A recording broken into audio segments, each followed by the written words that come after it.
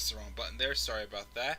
What is going on, guys? This is the Club of the Man 1993, and I'm here live on this very late Friday night for my AEW Dynamite live review. I'm going to be, of course, catching up on reviews, doing AEW tonight, NXT tomorrow night, well, probably tomorrow morning, I would say.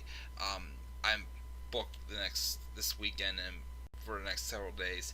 Again, it's my last year, my sister's in town visiting, so squeezing a lot of stuff in. So again, guys, just be patient. I will get caught up on my wrestling, but we'll talk about this episode of Dynamite. This is the first actual Dynamite review I have done in exactly a month. Actually, the last one I did was from the June 24th show. After that, we had the review of the 2-week Extravaganza Fire Fest, and then, of course, last week's special Fight for the Fallen. So we're back to just Dynamite as well. So this was kind of like the Fighter Fest and Fight for the Fallen Fallout show, as of course the next pay-per-view we have for All Elite Wrestling is Labor Day weekend, which is AEW All Out 2020. So, of course, we're about to begin the road on the bill to there, so we'll have to see what comes our way. That was a pretty good show this week. Had another TNT Championship match, another match with Cody Rhodes introducing a new star in Eddie Kingston, and to see what he brings to the table. We had a confrontation that's going to lead to a match between for the tag titles with the Elites Omega and Page against two members of the Dark Order. We're also going to be seeing, of course, it looks like we're going to be continuing with the Moxley and Cage feuds because of the finish to Fight for the Fallen as well. Even though I think it's more so setting up for an eventual match with Brian Cage and Darby Allin for All Out. That's one of maybe two matches that are set up so far. They're still pushing for maybe Dr. Britt Baker and Big Swole for All Out whenever Britt's able to return from her knee injury. During the time she's been out with the injury, she's done a great job on the microphone. Definitely, raising her credibility for sure. I believe Hikaru Shida also has a match next week for the AEW Women's World Champion as well. So this show did set up some stuff to come, of course, for Dynamite for the next several weeks. So I thought it was a good show. I enjoyed it. Tyler just watched the AEW on Wednesdays. He missed the real crowd. This is fake as hell. At least Dynamite, it's a little bit more organic. It feels like actually letting them be fans. And then, of course, you're establishing, you have people cheering, you have people booing, you actually, have, it feels more of a more realistic audience in some ways than WWE's audiences are. Everyone that comes out that's supposed to be a face, yeah! Everyone comes out as a heel, boo! Once again, why are you booing Adam Cole? Is he the heel? Still think it's dumb. So yeah, let's get into this show and talk about it though, because I'm gonna go to bed after this. Well, I'm gonna finish NXT and I'm gonna go to bed. We opened up with Cody Rhodes coming out for his open challenge, which again was answered by Eddie Kingston. Cody talks. Kingston cuts a promo, compared his childhood to Cody's, and telling Arnie Anderson he'll know his jaw. He'll knock his jaw off his face. He had to grind to survive, and Cody wouldn't last a day in his shoes. You want to talk about the sport of professional wrestling? That's a joke, and everyone he's faced so far has been a child, but Eddie is a grown man who will put him in the ground and just smile. And the best thing is, Tony Khan paid him to show up. Now he's going to pay him to kick ass and take that TNT championship. He swears on his beautiful mother's life, if Arn keeps talking, he's gonna gouge his eyes out. Oh gosh, don't make an eye for an eye reference after we have got Extreme Rules. Tony told him the match could be no DQ, just Cody has to accept. And Cody does accept. It's a pretty good no DQ match. A good way to introduce Eddie Kingston for sure. And of course, he took advantage of a few things, such as uppercutting him, in the where the sun does not shine, snap DDT. Um, he then dumps out a sack of thumbtacks as well, which we got, grabbing Cody's ear, begging him to fight, chopping it, but then Chop connects and and Cody's he grabbed Cody's ear. Um, Cody floats out and drop kicks the bad knee of Kingston. Hooks the arms going for the cop killer, but Eddie floats out. Chop connects and he power bombs Cody Rhodes into the thumbtacks, which is a very sick spot. Um, and then it's a suplex, but Cody fires up and hits a lariat. And then of course the American Nightmare stalks after Kingston and eventually gets him into the figure 4 leg lock in the middle of the ring, right next to the tacks, and Cody Rhodes wins with the figure 4 leg lock. Submission to retain the TNT Championship, which I thought was a very good match. Again, especially no DQ, and that thumbtack spot was quite a surprise. Still doesn't entertain me as much as Jericho and the 69 tacks that he got from the Asylum match. Which again, I still can't believe Vince let him do that tack bump. But it was definitely a nice spot to see for sure in this match. And again, just another good match for Cody to introduce another talent, I gotta say, with the TNT Championship. Afterwards, we get a promo from Jon Moxley. Gonna keep it real. He's gonna do something that he does. Like when he told Taz he was gonna rip Cage's arm in two. He was this close to 6 months of rehab, surgery, arm in a sling, good painkillers the whole night. But next time, he's not gonna let go. After Taz threw in the towel for him. MJF came out saying that, oh, my opponent's a little nervous, and that's natural. He's a prodigy with a heart of gold, and he wants to give an opportunity. He asks him to say a little about Jungle Man, but he counters back that isn't his name. He's Griff Garrison. And then MJF mocks the newbie, and when Griff points out he lost at Fyter Fest, MJF clocks him with the microphone. They have the match. MJF would win with the Heat Seeker, and once again, he's just battling his way up. I think MJF's still undefeated again. It's looking like Brian Cage is still kind of in the title picture for now. I'm not sure if they'll give MJF that title shot at All Out. I think they should, and again, doing so, I think MJF should win the championship off Moxley there. Which again, final Moxley retaining, but MJF's time is coming. Again, he's doing very great things as a heel in AEW for sure.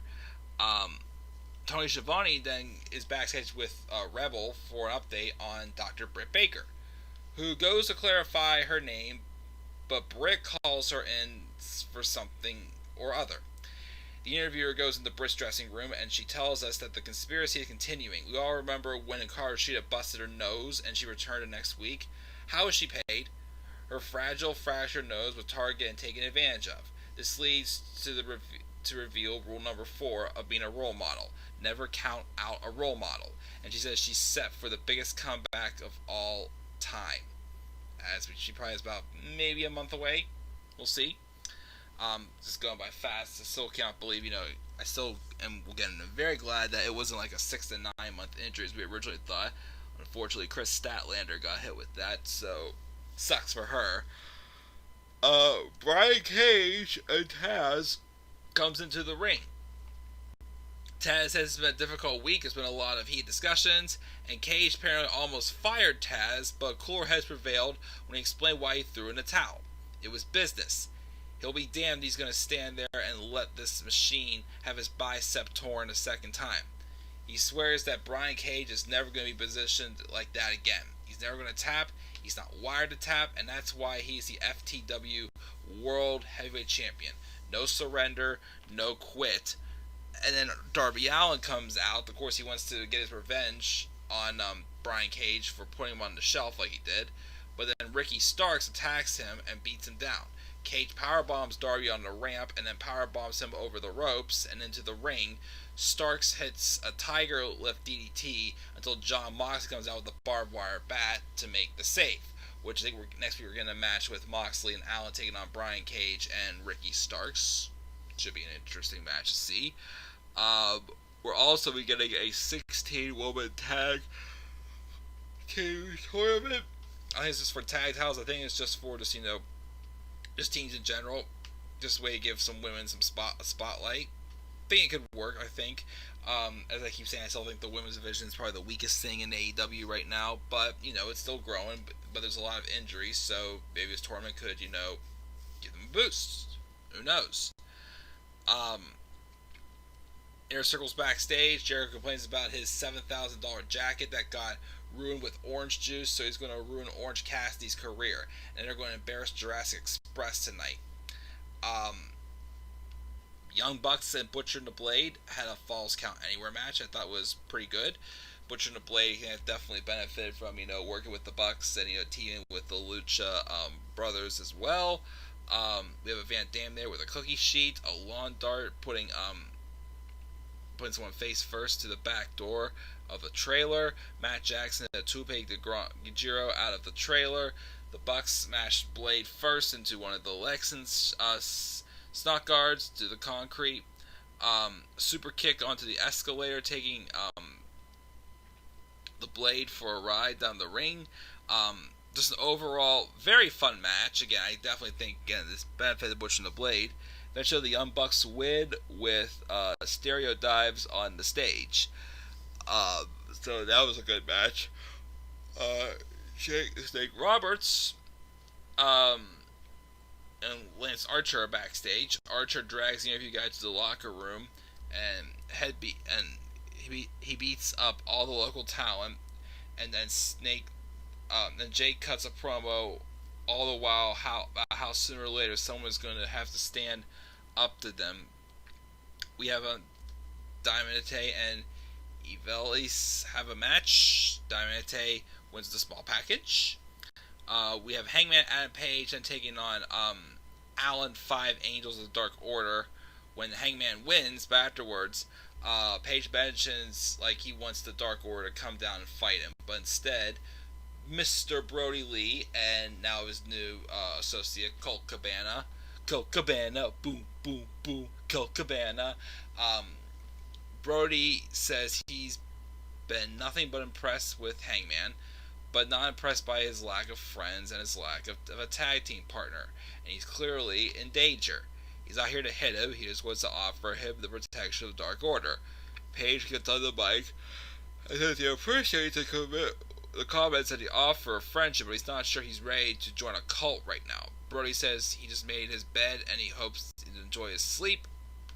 He goes back to the stage and takes Colt to the back with him, leaving other members of the Dark Order to hit the ring to surround the Hangman, and they start to brawl.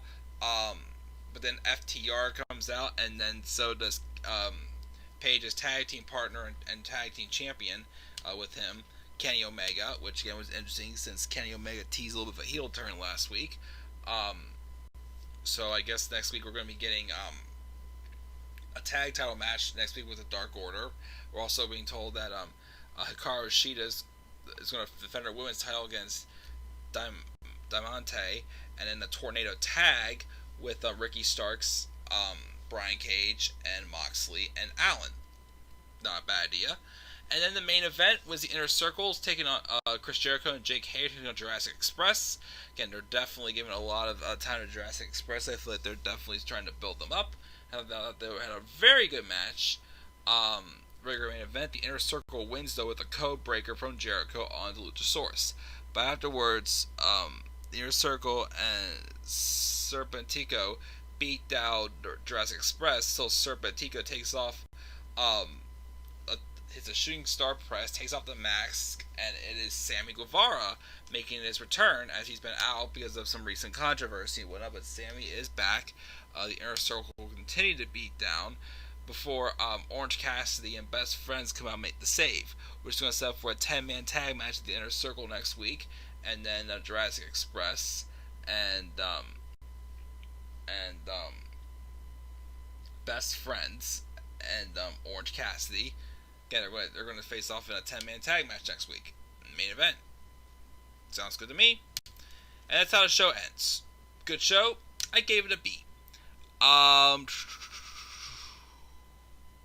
Why are you booing AJ Styles? He's a heel. The real crowd would cheer him. Like I said, that's another person too. AJ Styles should not be getting booed. What's up, Tina Couponer? Dynamite female wrestlers used to manage Santana and Ortiz in Impact Wrestling. Interesting. Yeah, we'll talk about AJ Styles, of course, some other time. But guys, this is going to do it for my review of Dynamite. Gave the show a B. Maybe almost edging a B+. But I'll give it a B for now. What are your thoughts on the show, guys? Thoughts down in the comment section below. Slap a like on the video. Subscribe or comment on my channel. And follow me on Twitter at DemandAir93. I'm going to try to do my review of NXT tomorrow morning before I go out to my best friend's birthday party. And I'm just going to do it, guys. Thank you for joining me live. Have a great rest of your night. Peace out, everybody.